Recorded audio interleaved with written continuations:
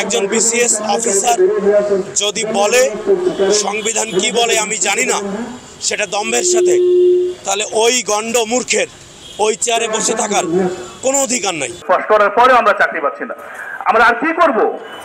কি করলে আমাদের এই বৈষম্য থেকে রক্ষা করবে যদি বলেন? আমরা শান্তপূর্ণ স্রোতের বিপরীতে আমরা আন্দোলন করেছিলাম। এখন যারা বলতেছেন যে সমৃদ্ধ এবং বৈষম্যহীন রাষ্ট্র গঠন করার কথা, আমি তাদের অনুরোধ জানাই, আন্তর্জাতিক যে সংস্থা WHO অর্থাৎ বিশ্ব সংস্থার জরিপে দেখা যাচ্ছে পৃথিবীর মোট 16% মানুষ প্রতিবন্ধিতার শিকার। যদি তাই হয় তাহলে বাংলাদেশে তার পরিমাণ দাঁড়ায় 2,88,00,000।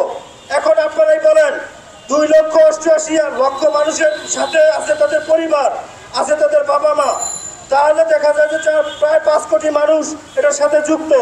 এই 5 কোটি মানুষকে রেখে আপনারা কি বৈষম্যহীন সমাজ গঠন করতে পারবেন? এটা কি সম্ভব? কাজেই আমি বলবো, সবাই ঐক্যবদ্ধ হয়ে প্রতিবন্ধী মানুষরাও যে এদেশের একটা অংশ, তার স্বীকৃতি চাই। আমরা আমাদের কর্মসংস্থান চাই। আমরা পড়াশোনা করেছি, আমাদের তো আসলে ভিক্ষার থালা নিয়ে রাজপথে নেমে ভিক্ষা করা সম্ভব নয়। 400-র অধিক আমরা বিভিন্ন প্রতিবন্ধী মানুষ এই নিয়োগ থেকে বাদ পড়ে যায়। তো এইবার এইটা যেটা হচ্ছে যে এই নিয়োগটা মূলত এটা তৃতীয় শ্রেণীর চাকরি।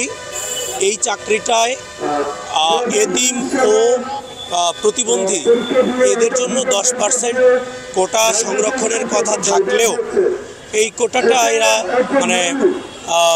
আপনার প্রাথমিক গণশিক্ষা মন্ত্রণালয়ের এটাকে এড়িয়ে গিয়ে নিজেদের মতো একটা বিধিমালা প্রণয়ন করে আমাদের এইটাকে নিয়োগ থেকে বাদ দেওয়া হয়েছে।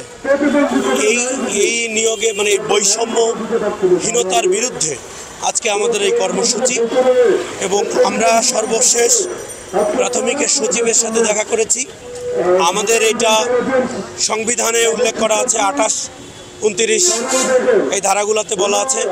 উনি দম্ভের সাথে বলেছেন যে সংবিধান কি বলে সেটা আমি জানি না। একজন বিসিএস অফিসার যদি বলে সংবিধান কি বলে আমি জানি না, সেটা দম্ভের সাথে, তাহলে ওই গণ্ড মূর্খের ওই চেয়ারে বসে থাকার কোনো অধিকার নাই। আমরা এই মানববন্ধনের পক্ষ থেকে ওনাকে অপসারণের দাবি জানাচ্ছি।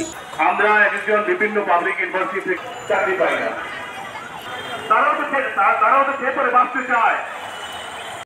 সংবাদ, ফিচার ও অনুষ্ঠানের জন্য ভিজিট করুন সংবাদ প্রকাশের ওয়েবসাইট এবং যুক্ত থাকুন ফেসবুক পেজ ও ইউটিউব চ্যানেলের সঙ্গে।